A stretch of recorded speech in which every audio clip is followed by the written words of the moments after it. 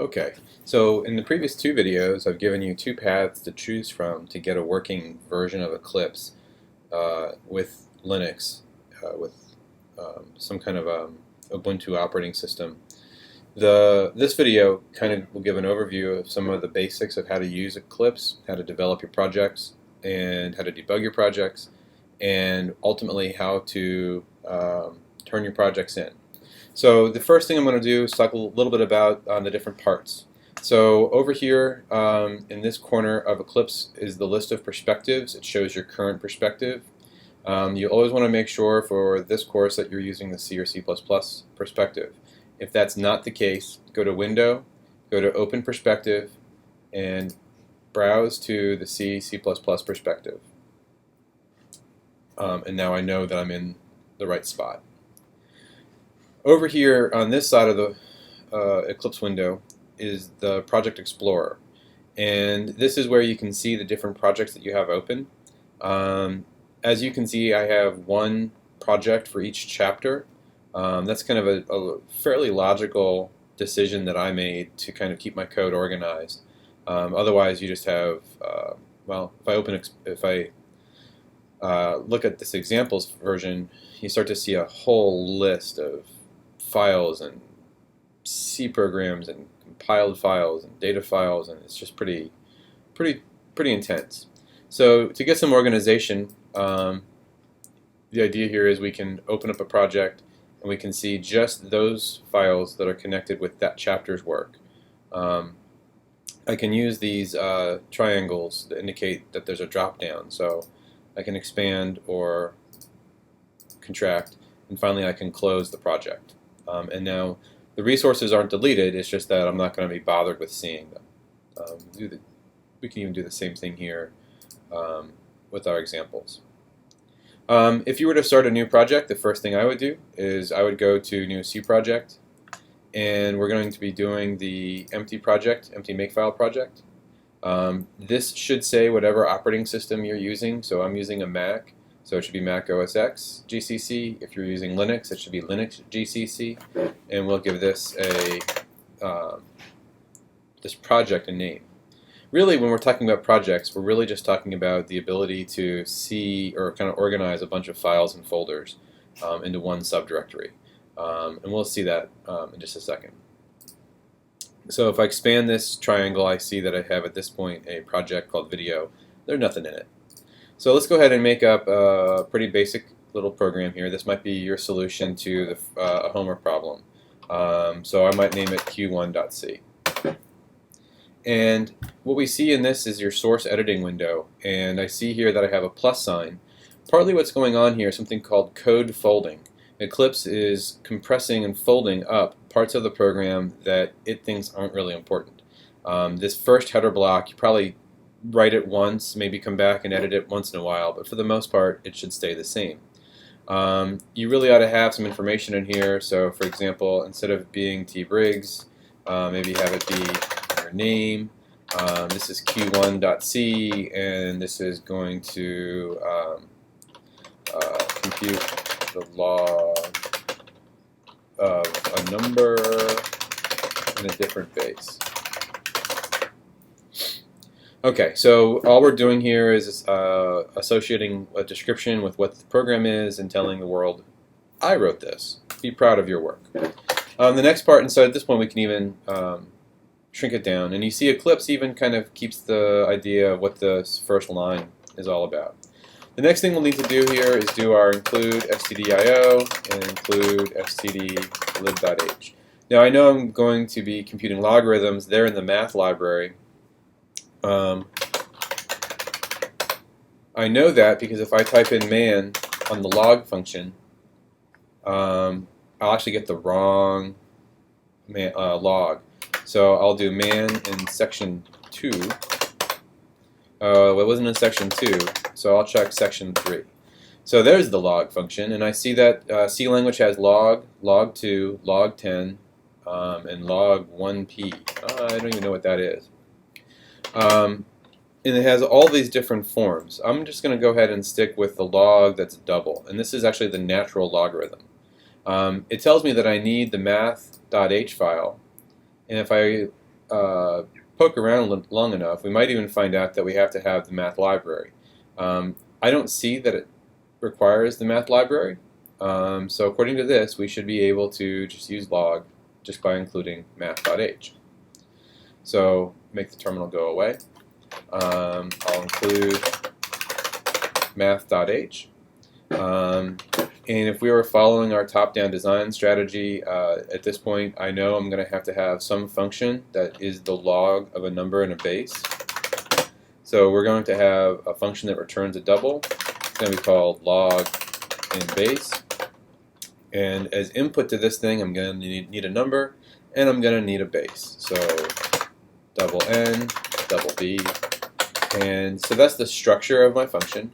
And while I'm typing, over here in this right-hand side, we'll see in the outline view, the outline is populating with the different parts of my program. And we can we'll use this to be able to go back and forth as we edit your program. We can kind of shoot to the first line of any function, and we can see what the function return type is and what its function arguments are. So just some kind of nice little helpful tools there. Function should have an argument, or should have some comments, and so our comment here is computes the log of a number n in base b, uses the law of logarithms. Oops. Now, I know I spelled that wrong. Eclipse actually has a built-in spell checker, so we won't even embarrass ourselves with bad spelling errors. Alright, so we're just going to use the law of logarithms, which is the log of a number in some base b is the log of that number divided by the log of that base. So I can use the return statement to return log of n divided by the log of b. The next thing I want to do is maybe have a main method. Main always has our structure that looks like that. Typically we're going to have a print a prompt, collect number and base. Actually, we might make this program a little more interesting, and we'll just have it collect the number. And then print the log in base 2, base 3, base pi, and base 4, and base 10. So what we can do now is, so that's what our top-down design kind of told us to do. To hold these different values, I know that I'm going to need a number n, and I'm going to need a number that's like L2, L pi, L4, and L10. These are valid C variable names. They start with a letter, and they can contain numbers, so no problem there. To print and get a number, I need to print enter a number, and we can do our scanf. Remember, this is going to be double, so it means %scanf, and because we're using scanf, we need to prefix every variable with an ampersand. And we're going to read in the variable n.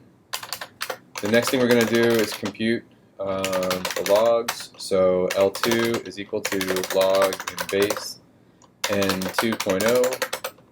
L pi is equal to log in base 2 m pi. Remember, m pi is defined in the math library. Eclipse is pretending it doesn't know about m pi.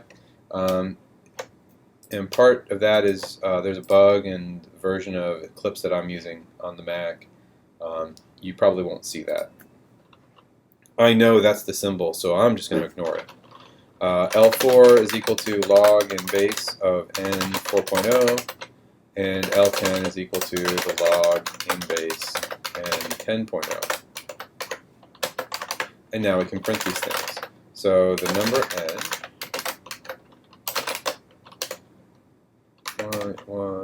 2.3f as logs. And now I can do 2.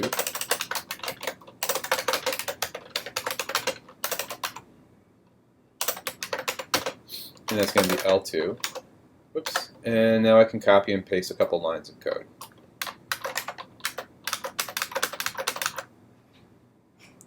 So let's see, log base pi, log base 4, log base 10.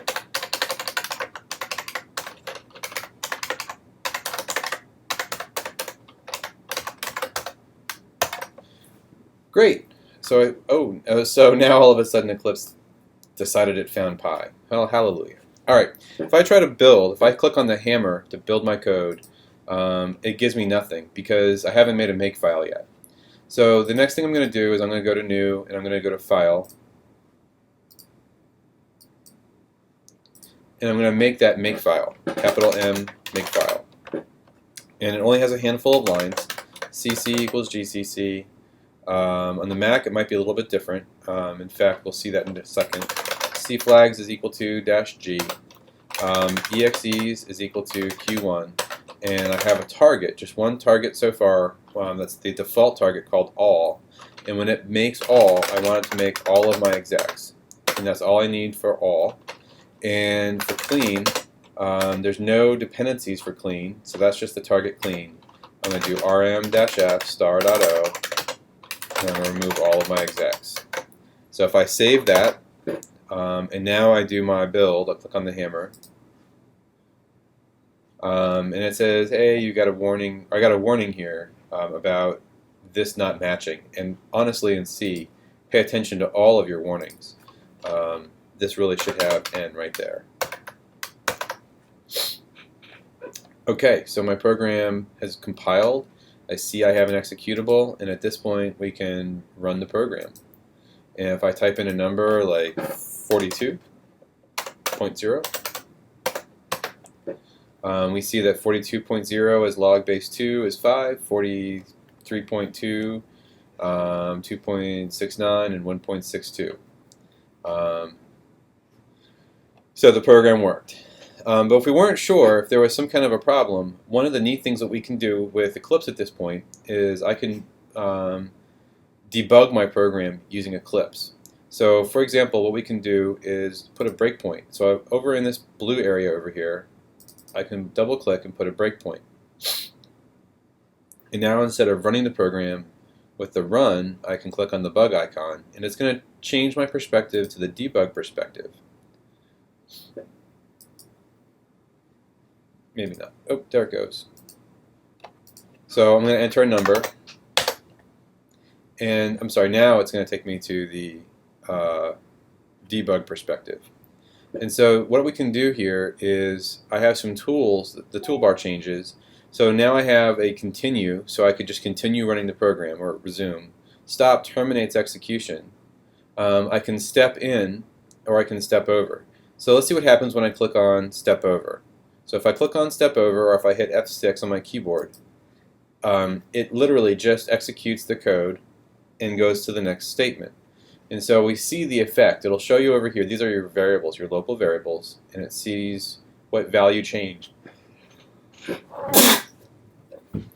So we can see that value that changed was L2, and that's its new value. I can also use the step in to step into a function, and I can see that N had 10.0 and B was 3.14 is pi. And so we could execute that statement, and we can then continue executing it through. If you make a mistake and do something silly like try to step into printf, you will just, there's no code. It doesn't have the code for printf because that's in a library. There's nothing you can do for that. It'll just step over it. So we can watch our program run, and we could actually see exactly what line of code produces what output or waits for what input or made a variable have whatever value. So that's a really big deal. That's a really key part of being able to figure out why your program either is working, surprisingly, or unsurprisingly isn't working. Once you think you have it all said and done, we can click on the stop icon and terminate a program.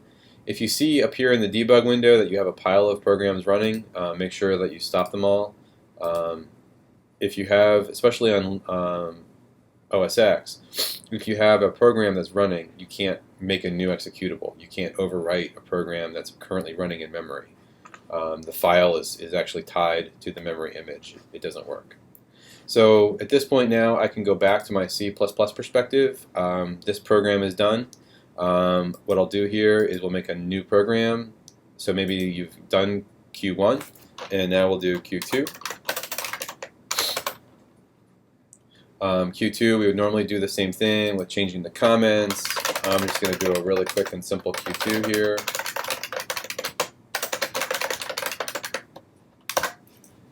And what I can do is I can now go to my make file and say, all right, I have Q1, I also need Q2. To be honest with you, the workflow that I use when I develop these code, the code for these, is I figure out what questions need to be done, so Q1, Q5, Q9, and I'll list them out here right away.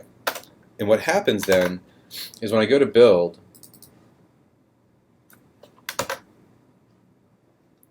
I will see that there's warnings or errors for Q2. As long as there's no errors, the make utility will go on. In other words, it'll ignore warnings.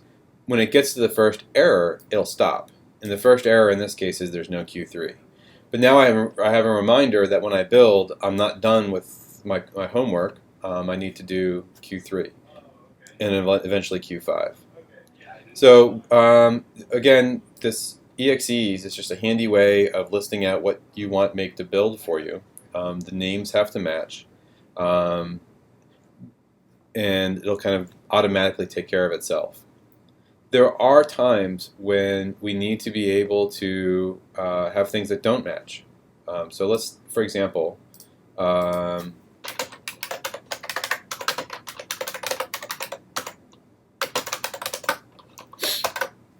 let's say that my Q2 program here, I got all kinds of warnings in here now. So let's go ahead and fix up these warnings, std lib.h.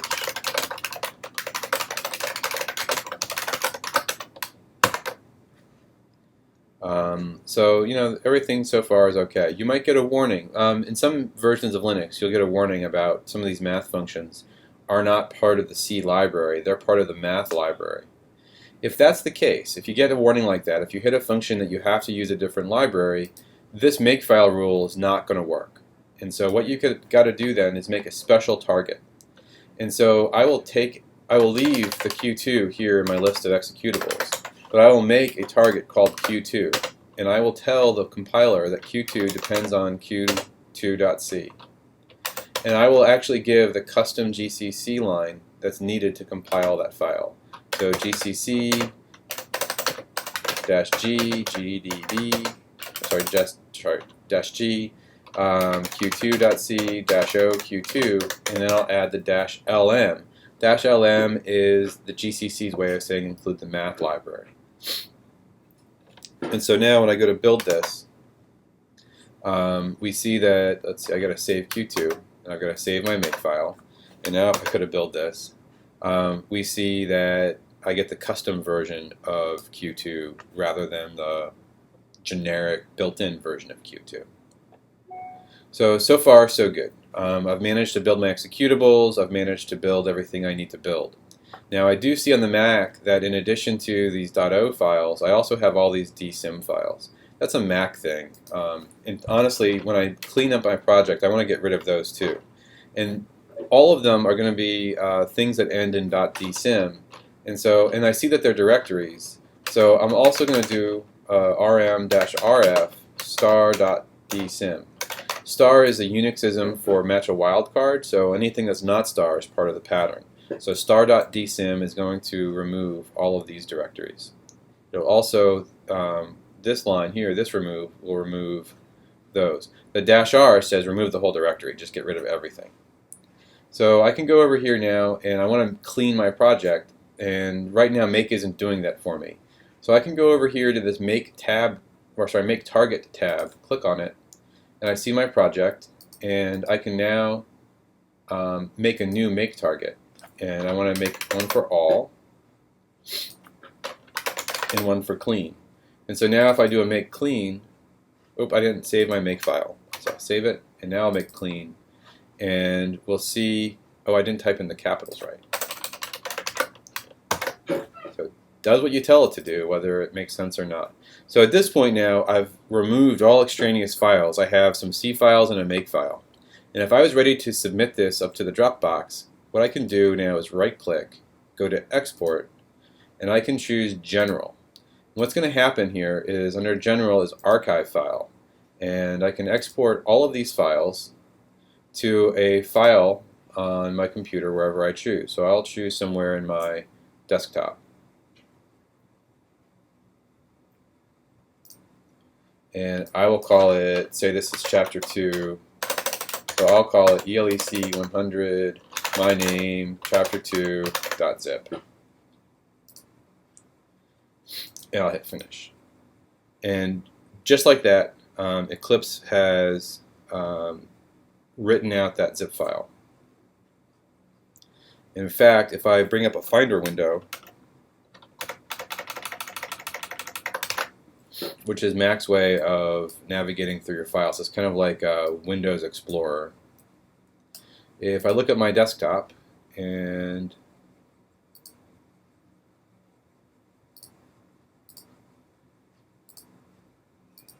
I see in there is a directory, and if I expand that directory, I see my project with my 3 files. I am all ready to go to the D to L site now, find a Dropbox, and in the programming questions, I can now go and submit. So if I change my view here to be a student,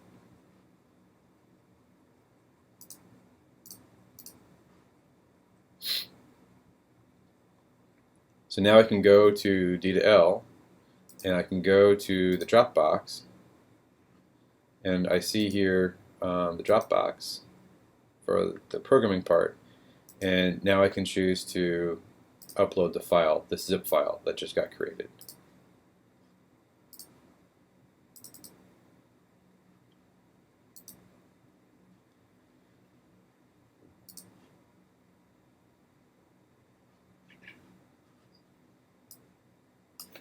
So there it is. That file is now uploaded, and I will get as the instructor, I will be able to review your files. I can look in those zip files and take a look at your C code, and everything is all done.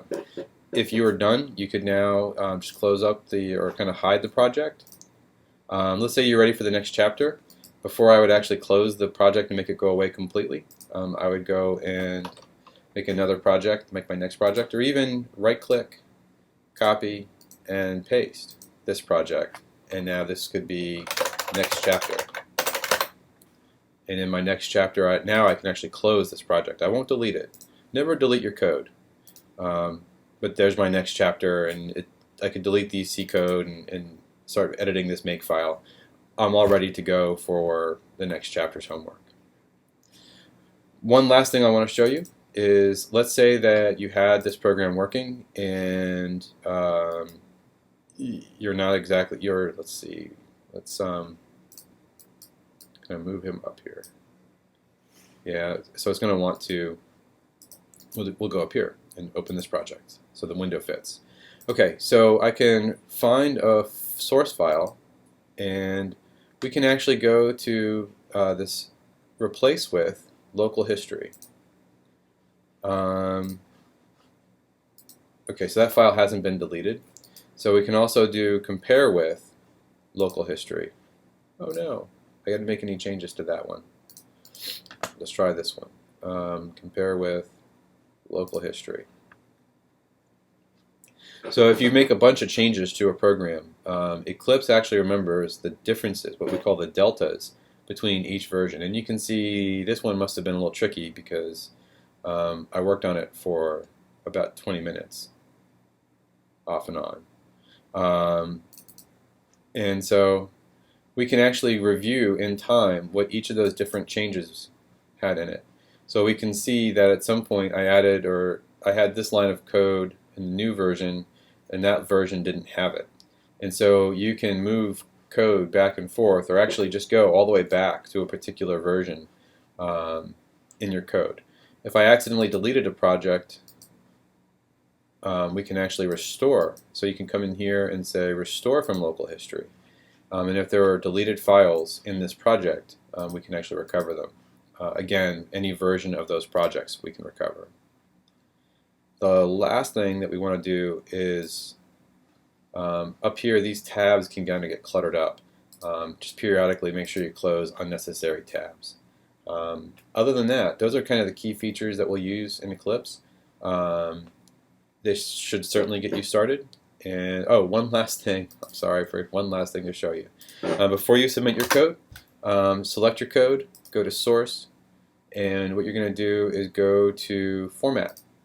And what it'll do is it'll apply the C format style rules and make your code it'll pretty up your code a little bit.